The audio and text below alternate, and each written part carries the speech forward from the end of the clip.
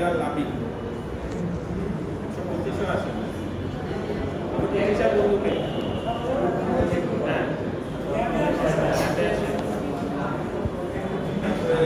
126 127 128 129 129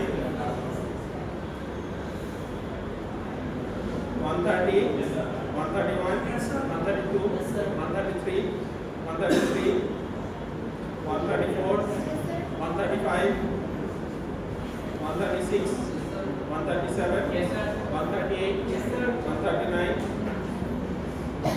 140 141 141 was it? 141 is 57 Umar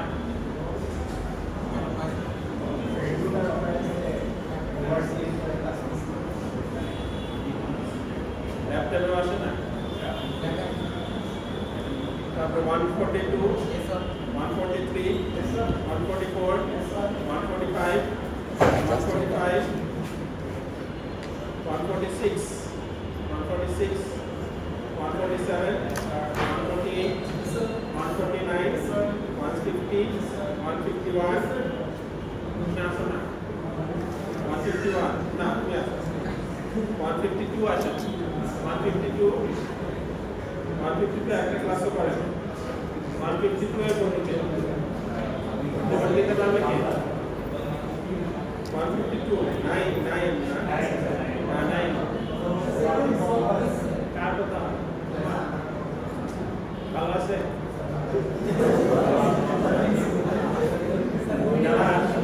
প্রতি ক্লাসে আমি আপডেট দেব ভালো আছে জি স্যার 150 যে বলবে স্যার সালাম দিয়েছে ঠিক আছে স্যার দেখতে চাই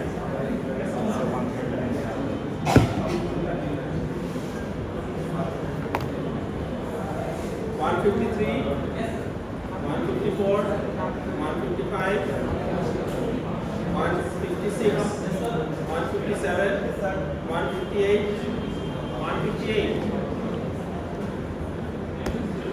159 160 161 161 162 163 164 164 165 166 yeah I know oh man 167 168 169 170 Yes, sir. 171 Yes, sir. 172 172 173 174 175 175 176 177 178 179 180 180 181 182 182 করে হবে আর কেউ ঠিক আছে তাহলে দুইটা ছেলে দেখা গেল যে আসছে না তাহলে খবর জানাবো ঠিক আছে তাকে বলবা যে ক্লাসে আসতে ক্লাসে আসলে তো অ্যাটলিস্ট পড়া বুঝো আর না বুঝো একটু দেখা দরকার পুরা পুরা মানে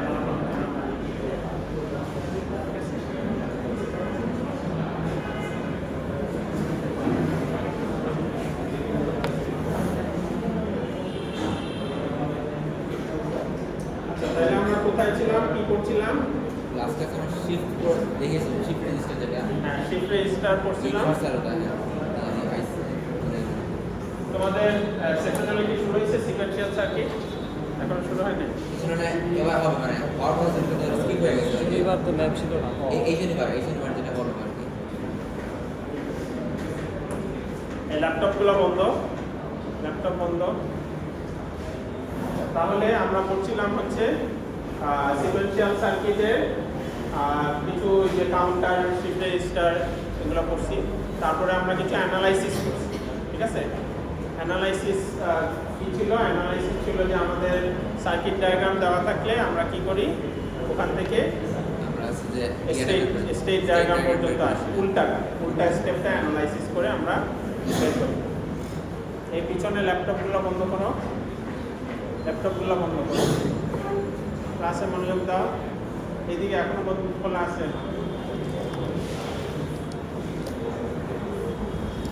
তাহলে আজকে আমরা দেখব যে সিকোয়েন্সিয়াল সার্কিটের দুই ধরনের সিকোয়েন্সিয়াল সার্কিট হতে পারে। একটা হচ্ছে মিলি মেশিন,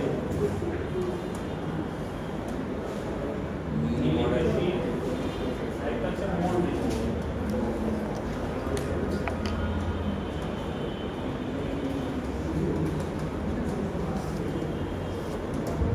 মিলি মেশিন আর মোড মেশিন। তুমি কি পিছনে গেছো কাজ করতে? সামনে আসো। মিলি মেশিন আর মোড মেশিন, আমাদের সিকোয়েন্সিয়াল সার্কিটের এতদিন যে ডিজাইনগুলো করছি সেই সব ডিজাইনগুলো ছিল মিলি মেশিন। ঠিক আছে, সার্কিট ডিজাইন করা যে করছি আমরা সেগুলো ছিল হচ্ছে মিলি মেশিন। তো আজকে দেখবো যে আরেক ধরনের আছে মোড মেশিন, তো সেটা কিরকম সেটা দেখবো। তাহলে আমরা এতদিন যেই মেশিনগুলো ডিজাইন করছি বা সার্কিট বলি আর স্টেট ডায়াগ্রাম বলি, স্টেট ডায়াগ্রামও একটা মেশিন, সেটা রিয়েলাইজেশন হচ্ছে সার্কিট ডায়াগ্রাম। ঠিক আছে, সার্কিট ডায়াগ্রামটা হচ্ছে ফিজিক্যাল আর স্টেট ডায়াগ্রামটা হচ্ছে ম্যাথমেটিক্যালি, ওটাকে আমি বললাম যে এটা একটা মেশিন। দুইটাই তো এক, মেশিন যখন বলছি দুইটাই বুঝাচ্ছে। তাহলে মিলি মেশিনে আমাদের কি হয় যে আমরা যখন স্টেট ডায়াগ্রামে চিন্তা করি যে নেক্সট স্টেট ডিপেন্ড করে হচ্ছে প্রেজেন্ট স্টেট এবং হচ্ছে ইনপুটের উপর। ঠিক আছে, তাহলে next state is a function of present state and input. Next state is a function of present state and input. শুধুমাত্র প্রেজেন্ট স্টেট হলে সেটা কি হতো? Combinational circuit. যেহেতু স্টেটের উপরে ডিপেন্ড করছে, তাহলে সিকোয়েন্সিয়াল সার্কিটে যেহেতু স্টেটের উপরে ডিপেন্ড করছে সেহেতু এটা সিকোয়েন্সিয়াল সার্কিট। সিকোয়েন্সিয়াল সার্কিটে হচ্ছে নেক্সট স্টেট ডিপেন্ড করে প্রেজেন্ট স্টেট এবং ইনপুটের, আর output depends on present state and input. এটাও প্রেজেন্ট স্টেট এবং ইনপুটের উপরে ডিপেন্ড করে। যেমন আমরা যখন স্টেট ডায়াগ্রাম ড্র করছি তখন ধরো এটা একটা ফর এক্সাম্পল স্টেট ডায়াগ্রাম, তিনটা স্টেট নিলাম, সেখান থেকে আমরা ট্রানজিশন করছি, তাই না?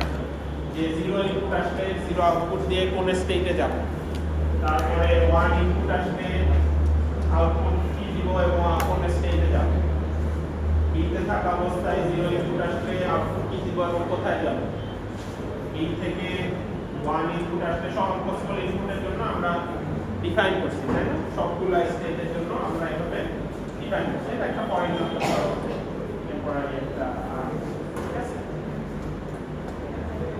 তাহলে এরকম একটা স্টেট ডায়াগ্রাম আমরা রাখছি। তাহলে কি হচ্ছে এখানে নেক্সট স্টেট কোথায় যাবে, সেটা কোন স্টেটে এখন আছি এবং কি ইনপুট আসছে তার উপর ভিত্তি করে আমি হচ্ছে নেক্সট স্টেটে যাচ্ছি। এবং আউটপুটও আমি কোন স্টেটে আছি এবং কি ইনপুট আসছে সেই অনুযায়ী আউটপুট ডিটারমাইন হচ্ছে।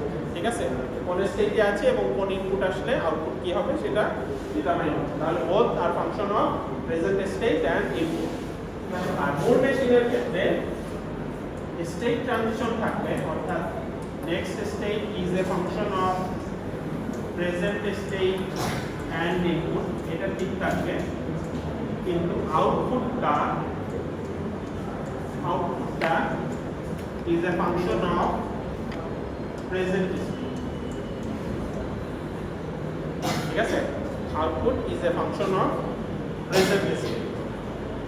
আউটপুটটা ইনপুটের ফাংশন, আউটপুট হচ্ছে স্টেটের ফাংশন। ঠিক আছে, আউটপুট হচ্ছে স্টেটের ফাংশন। তাহলে আউটপুটটা কোথায় দিতে হবে? স্টেটে থাকা অবস্থায় দিতে হবে। ইনপুট দিলে আউটপুট আসবে সেরকম না। তাহলে আমি যখন একটা স্টেটে থাকবো তখন হচ্ছে আমার আউটপুট, ঠিক আছে? সেই এরকম, তাহলে স্টেটের ভিতরে আমরা আউটপুট দিব, স্টেটে থাকা অবস্থায় আউটপুট দিব, ট্রানজিশনে কোনো আউটপুট দিব। ট্রানজিশন তাহলে কখন হবে? ইনপুট আসলে ট্রানজিশন হবে। তাহলে স্টেট ট্রানজিশন হবে, কারেন্ট স্টেট থেকে ইনপুট আসলে সেইভাবে ট্রানজিশনগুলো ডিফাইন্ড হবে। ঠিক আছে, আবার বি থেকে ধরো 0 দিলে এখানে যাবে 1 থেকে এখানে যাবে, সি থেকে 0 দিলে এখানে যাবে 1 থেকে এখানে যাবে। তাহলে প্রত্যেকটা স্টেটের জন্য যে ইনপুটগুলো আসা যায় অল্পগুলো ইনপুটের জন্য ট্রানজিশন থাকবে, ট্রানজিশনে কোনো আউটপুট দেব না, আউটপুট দিব হচ্ছে স্টেটে, তাহলে সেটা হয়ে যাবে মূল মেশিন। ঠিক আছে, তাহলে আমরা এতদিন যে মেশিনগুলো ডিজাইন করছি সেগুলো ছিল মিনি মেশিন, আমরা যে প্রবলেমগুলো সলভ করছি সেগুলোকে মূল মেশিন হিসেবেও ডিজাইন করা যায়। তাহলে এখন কোশ্চেন হচ্ছে তাহলে আমরা কি মূল মেশিন ডিজাইন করব নাকি মিলি মেশিন ডিজাইন করব? তাহলে আমরা একটা ডিফারেন্স দেখি যে তাহলে কোনটায় কি সুবিধা অসুবিধা। একটা প্রবলেমকে আমি মিলি মেশিন হিসেবেও ডিজাইন করতে পারি, আবার মূল মেশিন হিসেবেও ডিজাইন করতে পারি। ঠিক আছে, একটা প্রবলেম দেওয়া। তাহলে এখন ডিফারেন্সগুলো দেখি। ডিফারেন্সেস,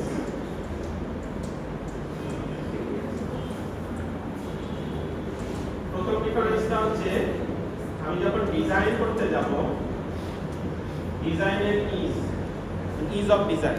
ঠিক আছে, আমরা এতদিন মিলি মেশিন ডিজাইন করছি, তার মানে হচ্ছে যে মিলি মেশিন ডিজাইন করা মোর ইজিয়ার।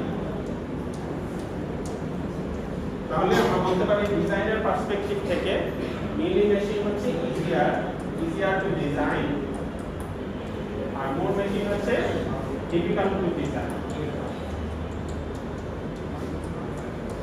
ঠিক আছে, তাহলে এটা হচ্ছে ইজিয়ার আর এটা হচ্ছে ডিফিকাল্ট। আরেকটা হচ্ছে নাম্বার অফ স্টেটস। যেহেতু স্টেট ডায়াগ্রাম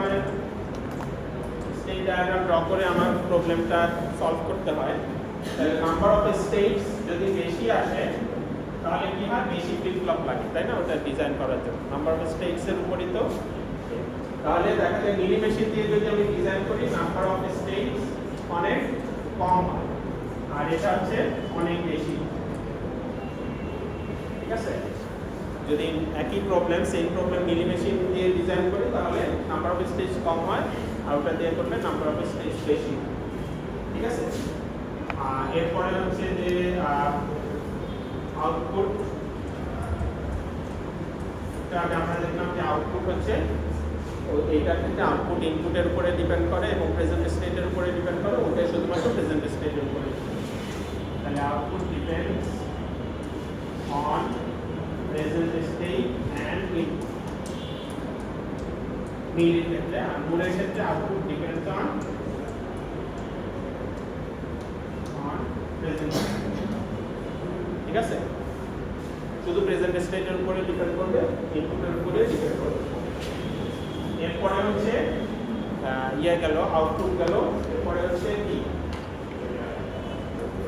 গ্লিচ। এখানে যেহেতু ট্রানজিশনে আউটপুট দেওয়া, এখানে যেহেতু ট্রানজিশনে আউটপুট দেওয়া হচ্ছে, ট্রানজিশন তো অল্প সময়ের জন্য থাকে, ফলে কি হইতে পারে যে অল্প সময়ের জন্য আউটপুটটা আসতে পারে, এবং যখন আমি ট্রানজিশন শুরু করছি এই যে বাইরে ইনপুট আসতেছে, ইনপুটে সুইচ অন করার সময় একটু 0101 হয়ে যায় না, একটু গ্লিচ আসতে পারে, ফলে ইনপুটে যদি কোনো গ্লিচ আসে সেটা আউটপুটেও দেখা যায়। ঠিক আছে, ইনপুটে গ্লিচ আসতেছে 0101, তখন সে কোনটায় যাবে সেই ইয়ার করে তারপরে যায়। গ্লিচেরটা বুঝি নাই, মানে ইনপুটে তোমার সুইচ অন করার সময় গ্লিচ আসতে পারে 1010 টাইপের, একটু ডিসরাপশন হতে পারে, বাউন্স করতে পারে, সাথে সাথে স্টেট চেঞ্জ হয়ে যাবে বাউন্স করলে। বাউন্স করলে স্টেট চেঞ্জ বা অন্য দিকে যে আবার করে আবার এখানে আসতে পারে, তো সেক্ষেত্রে তোমার আউটপুটগুলোও গ্লিচটা আসবে, আউটপুটগুলো অন্য পাতে গেলে তো গ্লিচ হবে। তাহলে সেটা হচ্ছে, তাহলে মিলি মেশিনে গেট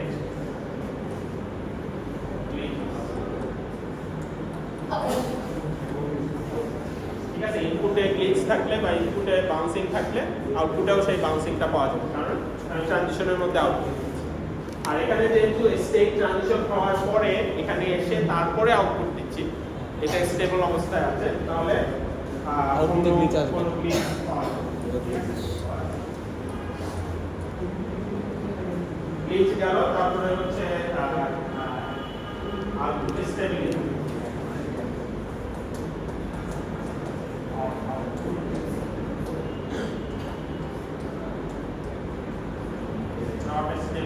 আউটপুট স্টেবল না, কিন্তু যে এটার মতোই যে আউটপুটে গ্লিচ আসতে পারে, তো আউটপুট স্টেবল না। ঠিক আছে, আউটপুটটা অল্প সময়ের জন্য আসে, আর এখানে একটা স্টেটে যতক্ষণ আমরা আসি ততক্ষণ আউটপুটটা স্টেবল থাকে। ঠিক আছে, তাহলে এটা হচ্ছে stable। তাহলে এই সুবিধা অসুবিধা বিচার করলে দেখা যায় যে মিলি মেশিনটাই বেশিরভাগ ইউজ করে, আনলেস তোমার ক্রিটিক্যাল হয়। হ্যাঁ, আনলেস যদি মূল মেশিন ছাড়া ডিজাইন করা সম্ভব না। ঠিক আছে, স্যার টাইমিং ডায়াগ্রাম কি ডিফারেন্ট হতে পারে? একটু ডিফারেন্ট তাহলে আমরা মিনি মেশিন দিয়ে ডিজাইন করছি, মূল মেশিন দিয়ে আরো 2-3টা ক্লাস পরে ডিজাইন করব।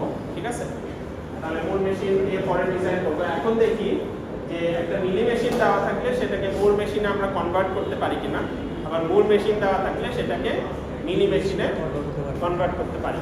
ঠিক আছে, তাহলে হচ্ছে আমরা দেখি মিনি মেশিন একটা দেওয়া আছে। মিনি মেশিন মানে হচ্ছে যে মেশিনটা আমরা এতদিন ইউজ করি, তাহলে একটা মিনি মেশিন দেওয়া আছে, এটা থেকে মূল মেশিনে কনভার্ট করা। ঠিক আছে, মিলি টু মোড অথবা মোড টু মিলি, এগুলো পরীক্ষা আসে। ঠিক আছে, পরীক্ষা হয়তো একটা মিলি মেশিন দিবে, এখান থেকে ইয়াতে আসে মূল মেশিন বানাই দেবে। পিছনে ল্যাপটপে কাজ করতেছে। আজকে কি সেশনাল আছে কোনো প্রজেক্টে 7% ইভ্যালুয়েশন ডাটাবেস ডাটাবেস? তাহলে আমরা মিলি মেশিন একটা নেই, মিলি মেশিন এখানে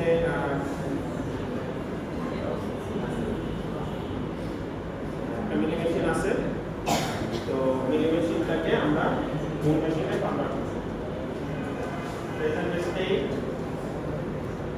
তারপর next state comma z x equal to 0, x equal to 1, x equal to 2, a b c c 0।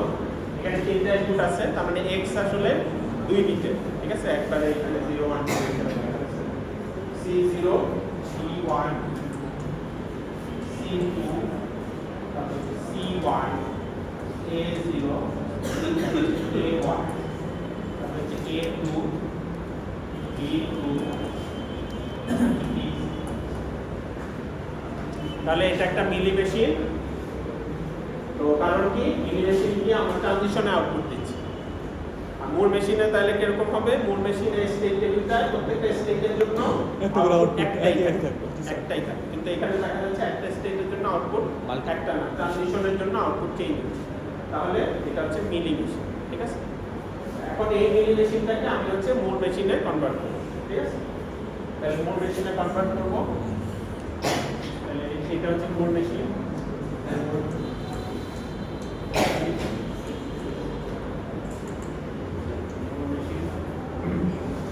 মূল মেশিনে কয়টা স্টেট লাগে? x equal to 0, তিনটা input, x equal to 0, x equal to 1, x equal to 2। Next হচ্ছে 2 bit.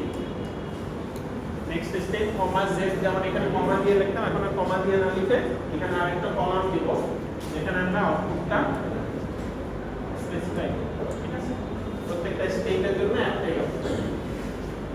তাহলে এখানে 9টা step থাকবে। হ্যাঁ, তাহলে প্রত্যেকটা স্টেটের জন্য যেহেতু আউটপুট দিতে হয়, ও বুঝে গেছে। তাহলে a স্টেটের জন্য এখানে দেখলাম a স্টেটের জন্য 0 আউটপুট আছে, 1 আউটপুট আছে, 2 আউটপুট আছে। তাহলে a স্টেটটাকে ভেঙে তিনটা স্টেট বানাইতে হবে, যেখানে একটাতে 0 আউটপুট, একটাতে 1 আউটপুট, একটাতে 2 আউটপুট। তাহলে এটাকে ভেঙে তিনটা স্টেট বানাইলাম, a1 a2। b এর ক্ষেত্রে কি আছে, b1 দিতে হয়, b0 দিতে হয়, আর b2 দিতে হয়। তাহলে b এর ক্ষেত্রে এরকম তিনটা স্টেট বানাইতে হবে, যেখানে আউটপুট আমরা ওই আউটপুটগুলো দিব। c এর ক্ষেত্রেও c তে 0, c তে 1, c তে 2। কোনটা c2 না থাকলে কিন্তু c2 এর জন্য স্টেট আসবে। ঠিক আছে, ওইটা পরীক্ষায় অনেকের ভুল হবে। কি বলবে স্যার, আবার একটু বলবেন? c2 এখানে না থাকলে তো c2 আর এখানে লিখতে হবে। হ্যাঁ স্যার, দরকার নেই। হ্যাঁ, দরকার নেই। কিন্তু অনেকে দেখবা যে বন্ধ করে লাগে। মানে স্যার B2 লাগলে তাহলে B2 লিখবো না, B2 না কিন্তু থাকলে না থাকলে তো b2 লাগবে, b1 না থাকলে b1 লাগবে। ঠিক আছে, তখন মূল মেশিনটা কারেক্ট হবে। তাহলে a0 এর ক্ষেত্রে আউটপুট 0, a1 এর ক্ষেত্রে আউটপুট 1, a2 এর ক্ষেত্রে আউটপুট 2, b0 এর ক্ষেত্রে আউটপুট 0, b1 এর ক্ষেত্রে 1, b2 এর ক্ষেত্রে 2, c0 এর ক্ষেত্রে 0 1 2। ঠিক স্যার আছে, X ইনপুট না আমার X2 ইনপুট তাই না? হ্যাঁ, X2 হবে কিভাবে? হ্যাঁ X2 হবে এক্স হচ্ছে একটু আগে বললাম 2 বিটের এভাবে আচ্ছা লেখছি আচ্ছা বুঝতে পারছি। এক্স এর ভিতরে আসলে 2 দুই বিট বিট আছে আছে জি স্যার বুঝতে পারছি। ওইটা ওইভাবে স্পেসিফাই না করে যেহেতু আমার এইটার জন্য স্যার, তো আর বুঝতে ওইটা পারছি। x1 x2 দরকার নেই আমি তো সার্কিট ডায়াগ্রামে যাচ্ছি জি স্যার। সার্কিট ডায়াগ্রামে গেলে তখন এটা স্পেসিফাই নেক্সট হচ্ছে 2 বিট ওই 1 1 হচ্ছে ডোন্ট কেয়ার এখানে যেহেতু নাই তাহলে আমরা হচ্ছে এ কে তিনটা ভাগ করলাম এখন ট্রানজিশনগুলো দিতে হবে এ থেকে C0 তে যায় তাহলে সবগুলা থেকে আমি হচ্ছে কোথায় যাব C0 তে যাব তারপরে B1 এ যায় B1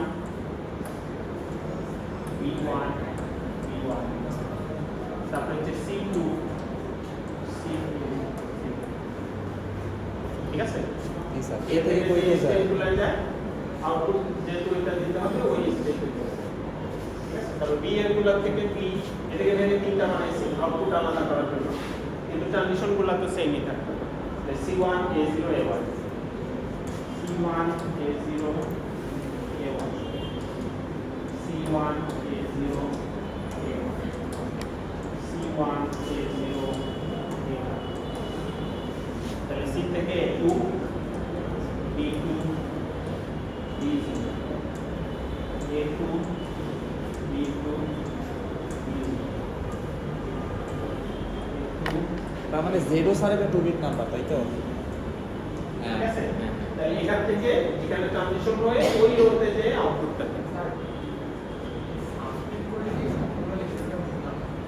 এই যে এইগুলা স্টেটের নাম দিছি এখানে প্রত্যেকটা স্টেটকে ভেঙে এ স্টেটকে ভেঙে এর সাথে যে আউটপুটগুলো দিতে হবে ততগুলো স্টেট বানাইছি তাহলে A0 এখানে একটা স্টেট A1 একটা স্টেট A2 একটা সাবস্ক্রিপ্ট দিছি যে আউটপুটটা বোঝানোর জন্য এই রোতে আউটপুট দিব 2 এই রোতে আউটপুট দিব 1 এই রোতে আউটপুট দিব 0 তাহলে এতে থাকা অবস্থায় যেহেতু তিন ধরনের আউটপুট আছে তাহলে তিন ধরনের আউটপুটের জন্য তিনটা আছে বি এর ক্ষেত্রেও দেখা যাচ্ছে তিন ধরনের আউটপুট আছে তাহলে তিনটা আছে সি এর ক্ষেত্রে তিন ধরনের আউটপুট তিনটা আছে আর ট্রানজিশন দিতে ট্রানজিশন দেওয়ার জন্য C0 তে যায় তাহলে C0 জিরো আউটপুট দেয় এমন একটা স্টেটে যাইতে হবে যেটার নাম C তাহলে C এর তিনটা স্টেট আছে C0 তে জিরো আউটপুট তাহলে C0 তে ঠিক আছে এবং এটা যেহেতু তিন ভাগ করে ফেলছি তিনটাতে একই ট্রানজিশন দিতে হবে তিনটাতে একই ট্রানজিশন ঠিক আছে এরকম কনভার্সন অনেক সময় আসে ঠিক আছে পরীক্ষায় যে এই মিলি মেশিন দেওয়া আছে এই মিলি মেশিন থেকে মূল মেশিন তৈরি করে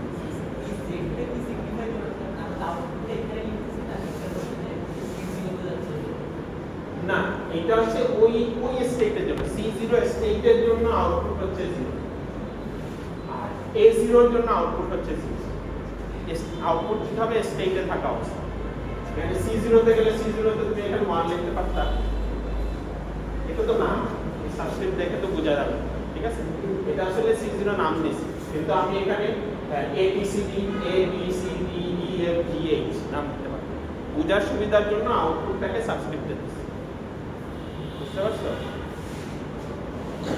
তাহলে C0 নাম দিয়েছি এখানে কিন্তু C0 কিন্তু সাবস্ক্রিপ্ট বা আউটপুট না বা সাবস্ক্রিপ্ট এটা জাস্ট একটা নাম ঠিক আছে সাবস্ক্রিপ্টটা দিয়ে নাম বোঝাচ্ছি আমি C double C prime C double prime C triple prime এরকম কিন্তু আউটপুটটা C0 এর আউটপুটটা 0 যেটা এখানে আমাকে এই রোতে এসেছে ঠিক আছে এটা গেছে আমার তো অনেক বেশি গেট লাগবে জানা মানে মিনিট আমার 5 টাকা করে মোড়ে ধরেন 7টা 8টা লাগবে 7টা 8টা অতিরিক্ত সব লাগবে সময় যে এতগুলো গুণ হবে সেরকম না এখানে দেখা যাচ্ছে যে সবগুলো আছে আর কি, সাথে তিনটা তিনটা আছে। আউটপুটে আছে তিন ধরনের আউটপুট লগার দিন দিয়ে যদি থাকে যে B এর সাথে শুধুমাত্র B যেখানে যেখানে নিতে যায় সব 0 আউটপুট Zero আছে, তাহলে একটা দিয়ে হবে, B zero ঠিক আছে B এর জন্য একটা একটা হবে ঠিক আছে B তে গেলে কি আউটপুট দেয় সেই অনুযায়ী এখানে রো ফ্লিপ ফ্লপ সংখ্যা বলতেছি ফ্লিপ ফ্লপের সংখ্যা মিনিটে হ্যাঁ, 5 লাগলো হ্যাঁ। ওখানে 8টা লাগবে মানে অতিরিক্ত অনেক বেশি লাগবে না অতিরিক্ত অনেক বেশি লগার দিন দিতে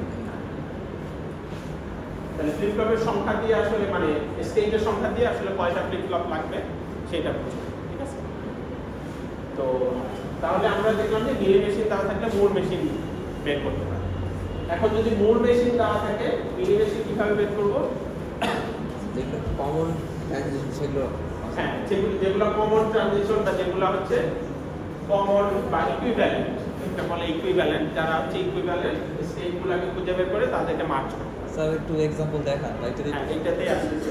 তাহলে আমাদেরকে মোড থেকে মিলিতে যেতে হলে ইকুইভ্যালেন্ট স্টেট খুঁজে বের করতে হবে। ইকুইভ্যালেন্ট স্টেট খুঁজে বের করতে হবে।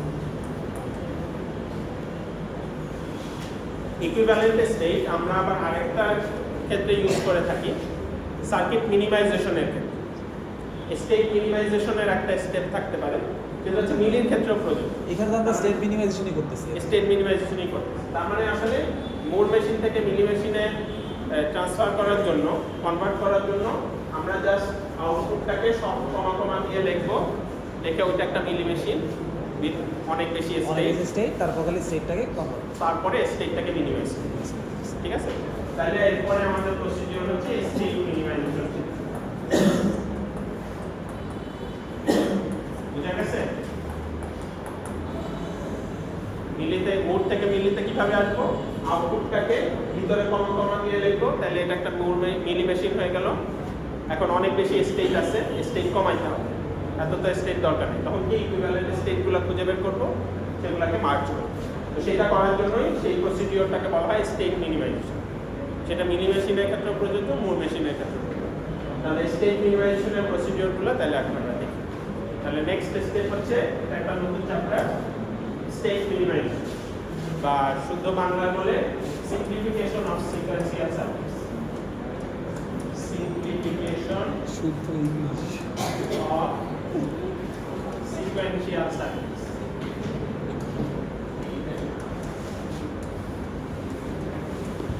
ঠিক আছে? এটা হচ্ছে নেলসনের বইয়ের চ্যাপ্টার 9। নেলসনের বইয়ের নতুন সিম্পলিফিকেশন অফ সিকোয়েন্সিয়াল সার্কিট, বা সংক্ষেপে আমরা স্টেট মিনিমাইজেশন। ঠিক আছে? তাহলে আমাদের একটা মেশিন দেওয়া থাকবে, অর্থাৎ বেসিক্যালি মেশিন বলতে স্টেট টেবিল দেওয়া থাকবে। সেই স্টেট টেবিল থেকে এখন এইটাকে স্টেট কমায় যত কমানো যায় সেই প্রসিডিওরটাই। তাহলে আমরা একটু আগে দেখলাম যে স্টেট মিনিমাইজ করার জন্য আমাদের কি করতে হবে, ইকুইভ্যালেন্ট স্টেট খুঁজে বের করতে হবে। ইকুইভ্যালেন্ট স্টেটগুলোকে মার্জ করে একটা বানাবো বা কমাবো। ঠিক আছে? তাহলে ইকুইভ্যালেন্ট স্টেটের সংজ্ঞা দিতে হবে। ঠিক আছে? তাহলে ইকুইভ্যালেন্ট স্টেটের সংজ্ঞা দিই। দুইটা স্টেট কখন ইকুইভ্যালেন্ট হবে? two states Sx and Sy are said to be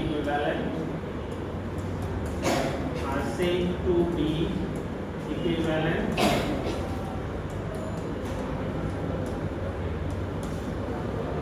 দুইটা স্টেটকে ইকুইভ্যালেন্ট বলা হবে। ইকুইভ্যালেন্টের সংজ্ঞা দিচ্ছি, if and only if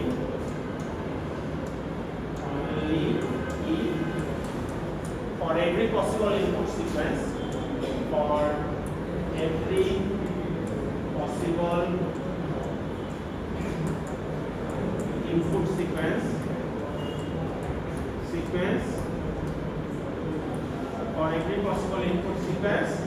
the same output sequence is produced.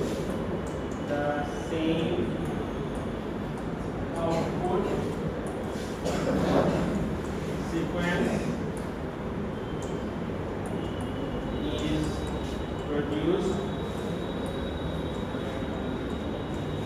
regardless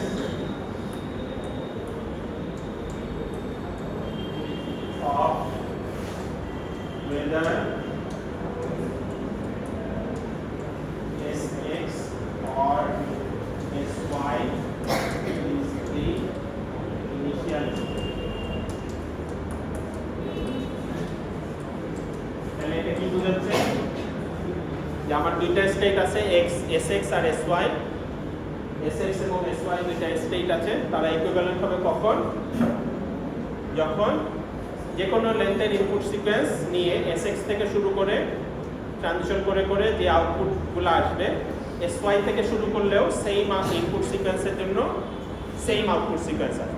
এরকম যত ধরনের ইনপুট দেওয়া যায় সব ইনপুটের জন্যই Sx থেকে শুরু করি আর Sy থেকে শুরু করি আউটপুট সেম। ঠিক আছে? টাইমিং ডায়াগ্রাম বোঝাচ্ছেন নাকি কাইন্ড অফ?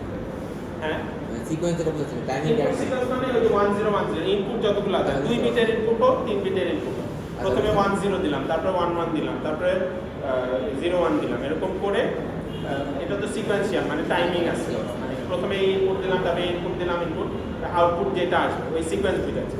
প্রথমে এটা, তারপরে এটা, তারপরে এটা, ঠিক আছে? টাইমিং ডায়াগ্রাম হিসেবে চিন্তা করা, সেই জন্য সিকোয়েন্সটা। তাহলে আমি SX থেকে শুরু করে যে কোনো ইনপুট সিকোয়েন্সের জন্য যে আউটপুট সিকোয়েন্স পাবো, সেই ইনপুট সিকোয়েন্সের জন্য SY থেকে শুরু করলে একই আউটপুট, ঠিক আছে? তাহলে দুইটা স্টেট ইকুইভ্যালেন্ট করার জন্য তাহলে আমাকে অল পসিবল ইনপুট সিকোয়েন্স দিয়ে চেক করতে হবে যে সেম আউটপুট সিকোয়েন্স আসছে, ঠিক আছে? তাহলে এইটা চেক করার জন্য দুইটা মেথড আছে, two methods for identifying equivalent state. Equivalent state যখন পেয়ে যাব তখন ওই দুইটা স্টেটকে মার্জ করে আমরা হচ্ছে একটা স্টেট বানাবো, ঠিক আছে? তাহলে দুইটা মেথড, একটা হচ্ছে পার্টিশনিং, এই কথা হচ্ছে এইদিকে বেশি কথা হচ্ছে, এই পিছনে চশমা কথা একটু কম, ডিস্টার্ব হয়, অন্যরা করতে পারে না। আর পিছনের দিকে তো লুকায় লুকায় কথা বলতেছে, মাথায় দেখা যায়, তাহলে ঘুমাইতেছে মেলে কথা বলতেছে। আচ্ছা, পার্টিশনিং, তারপরে হচ্ছে আরেকটা হচ্ছে ইমপ্লিকেশন।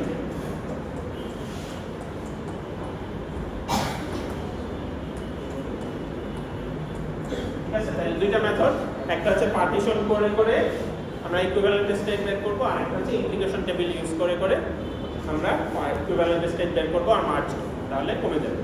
তাহলে আমরা প্রথমে দেখি পার্টিশনিং করে আমরা কিভাবে ইকুইভ্যালেন্ট স্টেট বের করতে পারি। আজকে এটা দেখবো, কালকে এটা, ঠিক আছে? এটাই ওইটা। তাহলে হচ্ছে পার্টিশনিং, পার্টিশনিং দিয়ে আমরা হচ্ছে ইকুইভ্যালেন্ট স্টেট বের করব। তাহলে প্রথমে একটা স্টেট টেবিল দেওয়া থাকতে হবে, সেটাকে তো মিনিমাইজ করব। তাহলে একটা স্টেট টেবিল নেই, স্টেট টেবিল এখানে আছে, একটা স্টেট টেবিল, একটা মেশিন দেওয়া আছে, ধরো m, এটাকে মিনিমাইজ করতে হবে। একটা স্টেট টেবিল দেওয়া আছে, এখানে দেওয়া আছে 6টা state, a b c d e f, 6টা স্টেট আছে, এটাকে মিনিমাইজ করতে হবে, ঠিক আছে? তাহলে present state x equal to 0, x equal to 1, next state কমা আছে, তাহলে এটা একটা মিলি মেশিন দেওয়া আছে যেটাকে স্টেট মিনিমাইজ করতে হবে। তাহলে এটা হচ্ছে a থেকে e0, তারপর হচ্ছে f0, তারপর হচ্ছে e0, তারপরে হচ্ছে f0, তারপর হচ্ছে c0, তারপর হচ্ছে d1, তারপর হচ্ছে d0, d1, d0, f1, c0। তাহলে আরেকবার চেক করে নেই, ভুল উঠাইলে আবার ভুল হয়ে যাবে। তাহলে এটা কিন্তু তোমরা কেয়ারফুল থাকবা, কোশ্চেন থেকে যখন মেশিনটা উঠাবা সেখানে যাতে সবগুলো কারেক্ট থাকে, ভুল হয়ে গেলে কিন্তু পুরোটাই। তাহলে e0, f0, e0, f0, c0, b0, b1, b0, b1, b0, f1, c0, ঠিক আছে? তাহলে আমার মেশিনটা উঠানো ঠিক আছে। এখন হচ্ছে এটাকে মিনিমাইজ করতে হবে। মিনিমাইজ করা মানে নাম্বার অফ স্টেট কমাইতে হবে। তো কমানোর জন্য প্রথমে আমরা ধরে নেই, এখন হচ্ছে অল পসিবল ইনপুট সিকোয়েন্সের জন্য চিন্তা করব, চিন্তা করে দেখবো যে সেই আউটপুট সিকোয়েন্স কোন কোন স্টেটে আসতেছে, তাদেরকে মার্জ করব। তো প্রথমে আমরা জিরো লেন্থের ইনপুট সিকোয়েন্স ধরে নিই। তাহলে সব জিরো লেন্থের ইনপুট সিকোয়েন্স মানে কি, এখনো কোনো ইনপুট দেই নাই, তখন আমি ধরে নিই সবগুলো স্টেট হচ্ছে ইকুইভ্যালেন্ট, ঠিক আছে? a b c d e f হচ্ছে সব ইকুইভ্যালেন্ট বা সবাই একই সেটে আছে, ইকুইভ্যালেন্ট সেটে আছে। তারপরে এক বিট করে করে ইনপুট বাড়াবো এবং দেখবো যে কারা কারা ইকুইভ্যালেন্ট না, তাদেরকে আলাদা করে দেব। হ্যাঁ, মিলি মেশিনের উপরে হচ্ছে মোড়েও সেম প্রসেস।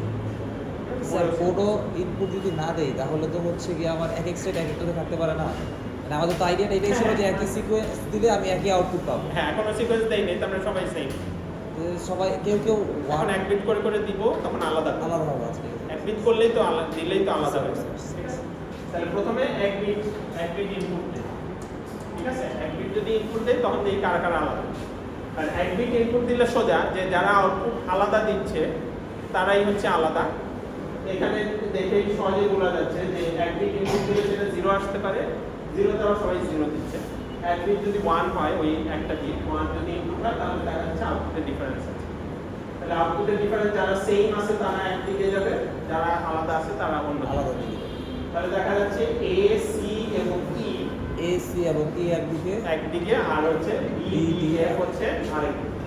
তাহলে তাদেরকে তাহলে এ সি আর একটা কি ই আর হচ্ছে বি ডি এফ, তারা এক বিটের ইনপুট সিকোয়েন্সের জন্য তারা আলাদা, ঠিক আছে? এই তিনজন ইকুইভ্যালেন্ট, তার মানে হচ্ছে তারা সেম ইনপুট আউটপুট দিচ্ছে। x = 0 এর জন্য সেম এসিই এবং x = 1 এর জন্য তারা হচ্ছে সেম হবে। তাহলে আমি এটাকে ভেঙে দুইটা পার্টিশন করব। এরপরে আরেকটা 2 বিট ইনপুট সিকোয়েন্সের জন্য, মানে দুইটা বিট আর পরে আরেকটা বিট যদি দেই, তাহলে এখন দেখি যে এদেরকে ফার্দার ভাঙা যায়, ঠিক আছে? পার্টিশন করব। তাহলে এসি প্রথমে পেয়ার করে টেস্ট করব। ইকুইভ্যালেন্সি টেস্ট করার জন্য দুইটা ইকুইভ্যালেন্ট মানে জোড়ায় জোড়ায় টেস্ট করব। এ আর সি ফার্স্ট। তাহলে প্রথমে এআরসি টেস্ট করি। এআরসি থেকে x=0 এর জন্য আউটপুট আলাদা আসবে কিনা 2 বিটের জন্য, সেটার জন্য কি করতে হবে? প্রথম বিট তো এটা আউটপুট, মানে ওই সিকোয়েন্সের লাস্ট বিটটা, তার আগের বিটের জন্য কোথায় যাবে? যে স্টেটে যাচ্ছে সেখান থেকে যদি সেম আউটপুট দেয়, ঠিক বুঝি আছে? নাই স্যার, এটা বুঝি নাই। তাহলে এসি 0 আউটপুট দেয় এবং কোথায় যায়? ই স্টেটে যায়, হ্যাঁ সেম স্টেটে যায়। তাহলে সেম স্টেট থেকে দুইজন তো পরের বার সেমই দিবে। তাহলে x=0 এর জন্য AC ইকুইভ্যালেন্ট। এখন দেখি x=1 এর জন্য AC ইকুইভ্যালেন্ট কি? x=1 এর জন্য AC সেম আউটপুট দেয় এক বিট সিকোয়েন্সের জন্য, এবং যেখানে যাচ্ছে তারা আবার এক বিটের জন্য ইকুইভ্যালেন্ট। 2 বিটের জন্য তাহলে AC হচ্ছে 2 বিটের জন্য ইকুইভ্যালেন্ট, ঠিক আছে? হ্যাঁ বুঝতে পারছি। AC 2 বিটের জন্য ইকুইভ্যালেন্ট হবে যদি এরা সেম আউটপুট দেয় এবং তারা যেখানে যাচ্ছে তারা ইকুইভ্যালেন্ট হয়, 1 বিটের জন্য ইকুইভ্যালেন্ট ইকুইভ্যালেন্ট, হয়। ঠিক আছে? অর্থাৎ n বিটের জন্য AC ইকুইভ্যালেন্ট হবে যদি তারা সেম আউটপুট দেয় এবং ও n তারা যেখানে 1 যায় এর তারা n-1 বিটের জন্য ইকুইভ্যালেন্ট, ইকুইভ্যালেন্ট। ঠিক আছে? তাহলেই তো তারা AC n বিটের জন্য ইকুইভ্যালেন্ট, ঠিক আছে? তাহলে দেখা যাচ্ছে সব ইনপুটের জন্যই A আর C হচ্ছে ইকুইভ্যালেন্ট হচ্ছে। তাহলে AC কে আমি আর আলাদা করতে পারবো না, AC একসাথে পাবো, ঠিক আছে? তাহলে কি E, তাহলে A E চিন্তা করতে পারি অথবা C E চিন্তা করতে পারি। B তে গেল, এখন B আর D দেখতে হবে যে এখন B আর D থেকে এক বিট ইনপুট দিতে হবে। কারণ A আর C তো 2 বিটের জন্য চিন্তা করছে, এক বিটের জন্য তো আউটপুট একটা চলে আসছে, আউটপুট সেম। এখন দেখতে হবে B আর D কি এক বিটের জন্য ইকুইভ্যালেন্ট কিনা, ঠিক আছে? তারা যেখানে গেল A থেকে B তে গেল, B থেকে তো আউটপুট দিল, তাই না? ওটা হচ্ছে সেকেন্ড। আর C থেকে D তে গেল, উল্টা হচ্ছে, অসুবিধা নেই। আর D থেকে এখানে, আর এরা আবার এক বিটের জন্য ইকুইভ্যালেন্ট, অর্থাৎ তারা সেম আউটপুট, তারা একসাথে আছে। এখান থেকে 0-1 আসুক না কেন তারা হচ্ছে সেম, ইকুইভ্যালেন্ট। তাহলে এখান থেকে তারা যেতে এখানে যায়, এখান থেকে সেম আউটপুট দিছে 1-1 দিছে, এখান থেকেও সেম আউটপুট আসবে 1 এর জন্য ইকুইভ্যালেন্ট, ঠিক আছে? যেহেতু B আর D 1 বিটের জন্য ইকুইভ্যালেন্ট, ঠিক আছে? সেই জন্য A আর C ও 2 বিটের জন্য ইকুইভ্যালেন্ট। এটা একদিন লাস্ট স্টেপে যেটা হচ্ছে পরের দিন। তাহলে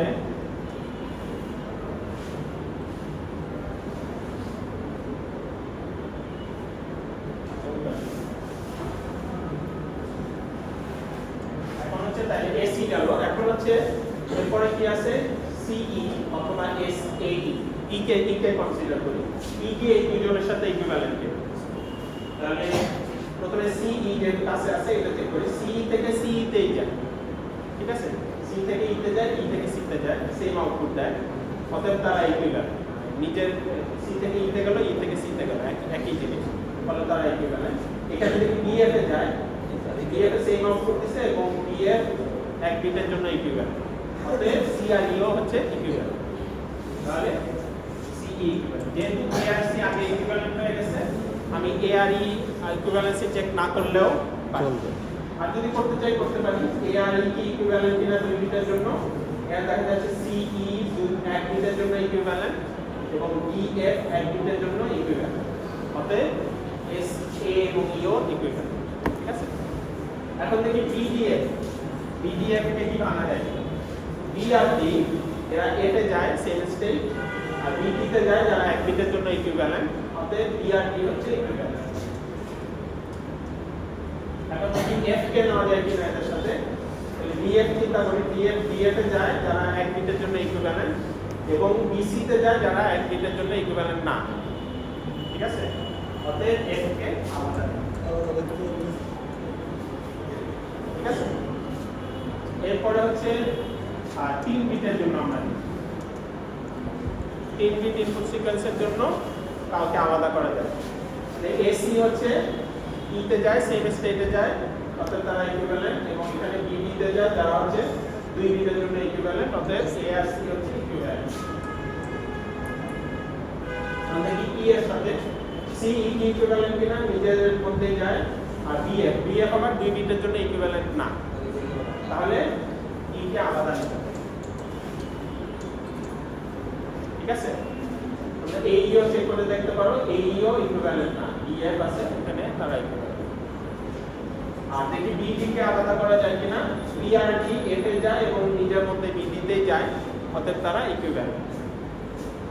বিডি ইকুইভ্যালেন্ট আর ই এফ তো একই আছে, তাকে আলাদা করা যাচ্ছে না।